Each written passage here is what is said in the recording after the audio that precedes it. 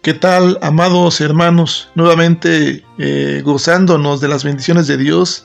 Es una bendición volver a saludarles en este día martes y vamos a dar continuidad a las reflexiones de esta semana.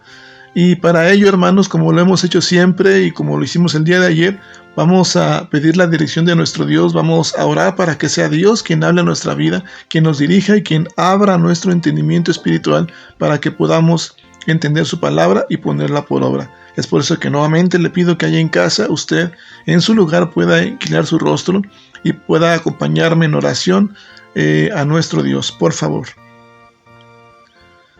Amado Dios y Padre eterno, nuevamente, Señor, estamos delante de ti, con un corazón agradecido, porque ha sido solamente por tu gracia el que hoy podamos despertar y ver un nuevo amanecer lleno de bendición, Señor.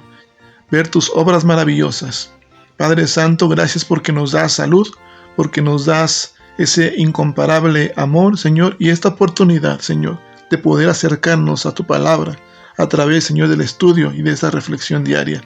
Ahora rogamos en el nombre de Jesús que abras nuestro entendimiento espiritual, que tu Santo Espíritu nos ilumine, nos instruya, que nuestro corazón permanezca de esa manera receptivo, para que tu palabra, Señor, prospere en nuestro corazón, de fruto, ese fruto permanezca. Y Padre, un siervo tuyo, ruega en el nombre de Jesús, que me instruya, Señor, que me ilumines con tu Santo Espíritu, para poder proclamar tu palabra, Señor, con claridad, con entendimiento, Señor. Y Padre, que seas tú hablando a nuestros corazones, hablando a nuestras vidas, poniendo en cada corazón el querer como el hacer. Padre Santo, en tu palabra, Señor, en nuestra vida diaria sea un ejercicio diario de una aplicación, Señor, constante como una prioridad.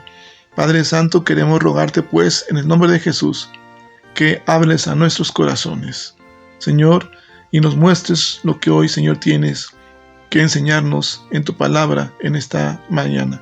Señor, lo pedimos en el nombre precioso de Cristo Jesús. Amén.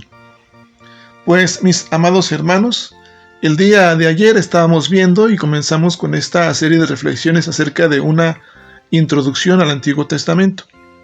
El día de ayer veíamos la introducción especialmente hacia el Pentateuco. Y como decíamos ayer, hoy tocaremos una introducción hacia la sección de los libros históricos. Quiero mencionarles, hermanos, que esta disposición de los libros en el canon protestante del Antiguo Testamento va a incluir a los siguientes libros, como lo es Josué, Jueces, Ruth, primer y segundo libro de Samuel, primer y segundo libro de Reyes, primer y segundo libro de Crónicas, Esdras, Nehemías y Esther. Esta sección formará parte, pues, de los libros históricos como los encontramos en la Biblia actualmente. Y mencionábamos entonces que hay una disposición de los libros en el canon protestante del Antiguo Testamento. Pero, hermanos, es importante mencionar de manera general y entendible qué es el canon. El apóstol Pablo escribe a los Gálatas y lo hace en el capítulo 3, versículo 6, capítulo 6, versículo 16, Gálatas capítulo 6, versículo 16, y escribe de esta manera. Dice, y a los que anden conforme a esta regla, paz y misericordia sea sobre ellos. De alguna manera Pablo entonces está y les había recordado a los Gálatas en medio de su error y confusión que ellos necesitaban mantener la verdad tal y como era en Cristo Jesús. Y les había exhortado a la fe y a la obediencia a esta regla. Y hermanos, la palabra griega traducida como regla es la misma de donde proviene esta palabra española canon. Y un canon es una regla que provee dirección, un estándar contra el cual medir. De las decisiones de los concilios de la Iglesia, algunas veces han sido llamadas cánones, es decir, reglas que gobiernan la vida y la enseñanza de la Iglesia. Hoy día la palabra es utilizada mayormente para referirse al canon de la Escritura, mis amados hermanos, y en este uso, canon significa la lista de libros autoritativos que propiamente pertenecen en la Biblia. Los cristianos, amados hermanos bíblicos, estamos de acuerdo en que los 39 libros del Antiguo Testamento y los 27 libros del Nuevo Testamento que se encuentran en la Santa Biblia componen este canon de las Escrituras. Es decir, estas son las Escrituras que Dios ha inspirado y preservado como su palabra para su pueblo, mis amados hermanos. Por eso es el canon, es decir, lo que considera Dios, que se consideran inspirados por Dios. Eso es el canon, hermanos. Ahora, hay otra parte que quiero compartirles para que podamos entender esta sección, y no solamente esta sección, sino toda la Escritura. El orden no es cronológico. Usted verá que de Génesis hasta Apocalipsis, especial de Génesis a Malaquías, también lo que estaremos viendo, pero en toda la Escritura, un orden, pero no es cronológico, sino más bien temático, teológico. Es decir, Dios va a presentar un orden de manera que podamos usted y yo entender lo que es necesario que sepamos en cuanto a nuestra salvación. Es decir, es lo que Dios quiso revelar, lo que Dios consideró suficiente para que el hombre conociera respecto a su salvación. Y esta sección, hermanos, va a relatar la historia de Israel, empezando con el asentamiento de Canaán bajo Josué y concluyendo siglos después con el regreso de los judíos a Judá durante el periodo persa. Cada libro va a narrar eventos importantes en el trato de Dios con su pueblo pactual. Y como decíamos, se presenta un orden teológico, y en esta sección, la Biblia en español, el orden se deriva del arreglo cronológico encontrado en la Septuaginta. Usted podrá recordar que ayer mencionamos que es la Septuaginta. La Septuaginta es la traducción griega del Antiguo Testamento. Y el orden de los libros en la Biblia hebrea es diferente, mis amados hermanos. Como decíamos ayer, hay tres divisiones que presenta la Biblia hebrea. Recordemos que era la ley, los profetas y los escritos. Y en esta parte de lo que estamos viendo, los libros históricos, el orden de los libros en la Biblia hebrea también es diferente. Por ejemplo, Josué, Jueces, primer y segundo libro de Samuel, primer y segundo libro de Reyes, están agrupados como los profetas anteriores y constituyen la primera parte de la segunda división del canon judío, conocido precisamente como eso, como los profetas, ¿verdad? Eso es lo que podemos entender hoy en este orden de diferente como es la Biblia hebrea. Y la clasificación de estos libros como proféticos probablemente, hermanos, se pueda deber a tres razones. Primeramente, la primera razón es que son principalmente teológicos en naturaleza, más que meramente historia repetitiva. Estos libros son principalmente teológicos en naturaleza. Esa es la primera razón, mis amados hermanos. También quiero compartirles que la segunda razón es que los profetas juegan un papel central en estos libros y que en cualquier otro periodo de la historia de Israel. Es decir, juegan ese papel central en estos libros precisamente. La tercera razón es de que los autores de los libros de Isaías y Malaquías suponen un conocimiento del contenido de los profetas anteriores. Y hermanos, considerando estas tres razones, pues la clasificación de estos libros probablemente se deba a estas razones.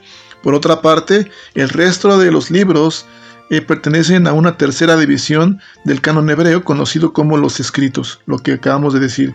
Es decir, Ruth, primer y segundo libro de Crónicas, Esdras, Nehemías y Esther estarán clasificados como la tercera división del canon hebreo, conocido como los escritos.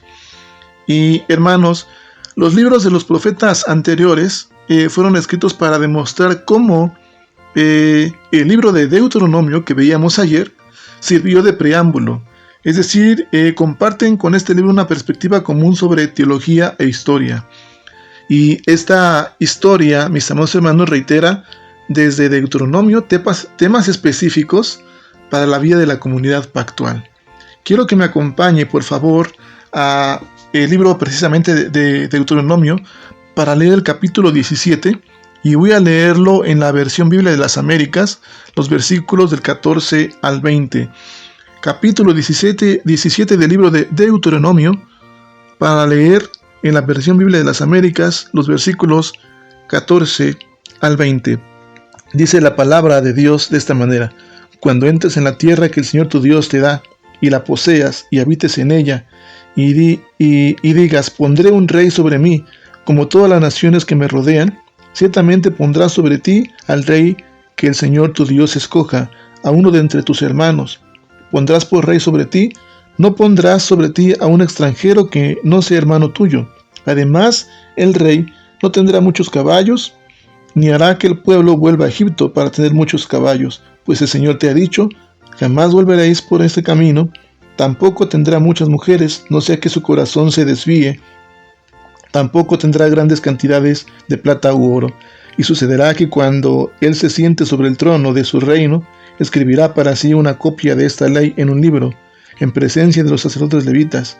La tendrá consigo y la leerá todos los días de su vida, para que aprenda a temer al Señor su Dios, observando cuidadosamente todas las palabras de esta ley y estos estatutos, para que no se eleve su corazón sobre sus hermanos, y no se desvíe del mandamiento, ni a la derecha ni a la izquierda, a fin de que prolongue sus días en su reino, él y sus hijos en medio de Israel. Mis amados hermanos, entonces esta historia reitera desde Deuteronomio temas específicos para la vida de la comunidad pactual. Por ejemplo, la ley del rey, como lo hemos visto también, así como también conceptos teológicos fundamentales, tales como las bendiciones de la obediencia y la maldición de la desobediencia. Prácticamente lo podemos leer en Deuteronomio 28, todo el capítulo usted lo podrá leer. De manera que el tema dominante puede resumirse en la siguiente declaración: el pecado conlleva castigo, el arrepentimiento trae restauración. Podemos ver, hermanos, especialmente los ciclos repetitivos del pecado, opresión, arrepentimiento y rescate en el libro de los Jueces. Es decir, los pecados repetidos de idolatría de la historia de Israel y Judá culminaron siempre en el castigo final del exilio de la tierra prometida. Sin embargo, la liberación de Joaquín de la prisión ofrece un rayo de esperanza, hermanos, de que el arrepentimiento traerá nuevamente la restauración. Usted lo podrá ver en el segundo libro de Reyes, capítulo 25, de los versículos 27 al 30. Ahora, hermanos, los libros de Crónicas, primero y segundo, Esdras y Nehemías, forman un bloque de material temático en los escritos del canon hebreo. Se completaron durante el periodo de la restauración de Judá del exilio babilónico. Y aunque hay desacuerdos entre los eruditos y estudiosos de la Biblia, si se trata de un solo autor, hay desacuerdos pues en esa parte entre los estudiosos de la Biblia. Pero lo que sí, hermanos, es que sí comparten intereses teológicos comunes que se relacionan a su contexto histórico posterior. Por ejemplo, Esdras y Nehemías tales fueron un solo libro y narran la historia de Judá desde la proclamación del rey persa Ciro, que permitió que los exiliados regresaran a Jerusalén, hasta el reasentamiento de Jerusalén. Y ambos libros van a relatar la reconstrucción del templo bajo Zorobabel, la reparación de los muros de Jerusalén bajo Nehemías y la reconstrucción de una vida religiosa bajo Esdras. También estos libros de Crónicas, primero y segundo, recuentan la historia del pueblo escogido de Dios, comenzando con una serie de genealogías que van a arrastrar al pueblo de Dios desde el primer Adán hasta la proclamación de Ciro, la cual permitió, como decimos hace un momento, que los judíos regresaran a la tierra de Judá. Están interesados estos libros, hermanos, de manera profunda en la manera en que el pueblo de Dios debería responder a su misericordioso acto de restaurar a Judá después del exilio. El énfasis que dan estos libros es el templo, el culto y los oficiales, y sobre todo la dirección de la vida religiosa. En la Biblia hebrea, mis amados hermanos Ruth y Esther están contenidos en un grupo especial de 5 libros dentro del grupo de los escritos, y este grupo se llama rollos festivos, y la tradición judía requiere que sean leídos precisamente en fechas festivas. Por ejemplo, Ruth en Pentecostés y Esther en la fiesta de Purim.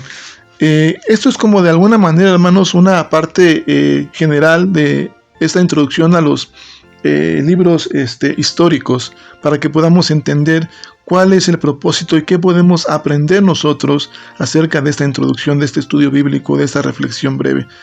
Esencialmente, hermanos, estos temas son muy amplios que 15 o 20 minutos no van a bastar para poder compartir meramente cómo es qué conlleva el estudio de cada libro, pero de manera general resaltamos lo más importante para que podamos entender respecto a nuestra salvación y alentarnos también a poder ejercitar nuestro estudio diario en la Escritura.